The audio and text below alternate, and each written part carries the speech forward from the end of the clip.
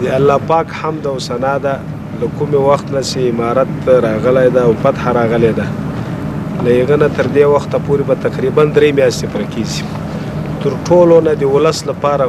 غټه د خوشحالي خبره دا ده هره ورځ به موږ د جنازې، هره ورځ به موږ د مرګونو، هره ورځ به موږ د یوې امنیتي خرابې پیښې شاهدان اوسېدلو،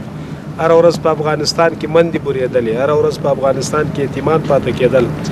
لله الحمد دغه ټول مسایل له دغه راتګ سره ختم شوي دي. یوه خو بنیادي خبره دا ده دا د الله پاک لوی نعمت ده او د دغه نعمت شکرانه باید افغانان ادا کړي. دویمه خبره دا چې دلته په پکتیکا ولایت کې په اصطلاح باندې د خلکو ستونزې او مشکلات دي دا تر کومه حده پورې حل کیږي. نو په دې بنیاد باندې باید موږ دومره خبره وکړو له یوې خوا خو اداره نه وي د په دې کې شک نشته،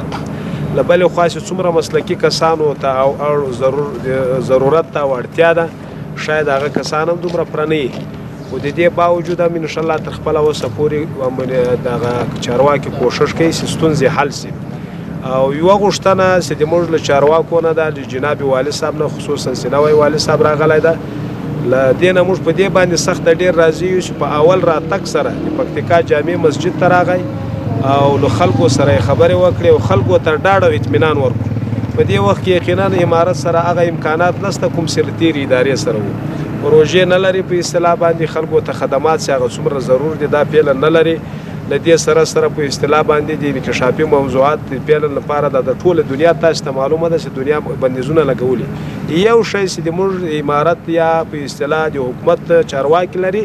هغه خپله مینه او محبت د خلکو ته ورکړي، خلک د ځان ملګري کړي دوی د خلکو، او په دې کې شک نشته چې که دا ولس او دا خلک ملګري سوي نه وای د ټولې دنیا طاقت ته په یوازې سره هېچا ماته نه سو ورکولی. دا ولسونه اوس چې له د امارت سره ملګري سو او امارت اوس د ولس باندې یې لاس کېښو د دوی په ګډه همکاري سره الله پاک دغه د دنیا نظامونو ته هم شکست ورکړی. په دغه بنا باندې د موږ اوس غوښتنه دا ده چې بیا هم د امارت ټول چارواکي د ولسونو په سر باندې لاس تیر کړي او ولسونه ځان ته راخپل کړي تر څو پرې خدا ناخواسته بل څوک په لاس کې راشي وانخلي. نو د والي صاحب یوه ځانګړنه دا وه چې د نوي والي صاحب ولس ته یې د ما تر مخ داسې خبره وکړه چې د تاسې به لاس یو د ما به ګریوالي له ما نه د ما تر عسکره پورې که هر څوک کږېدلو تاسې بیا راسره سیخویه. نو غوښتنه مو دا ده چې څومره ښه دي دومره نور هم ښه سي، او کله کله یقینا د موږ سپین ږیري او مشران په څه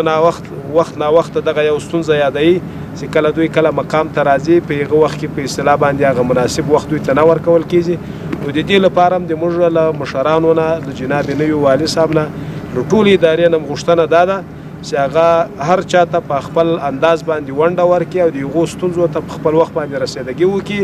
نور انشاءالله دا ولس له د امارت سره سل په سله کې ولاړ ده، هیڅ دښمن د دغو ترمنځ فاصله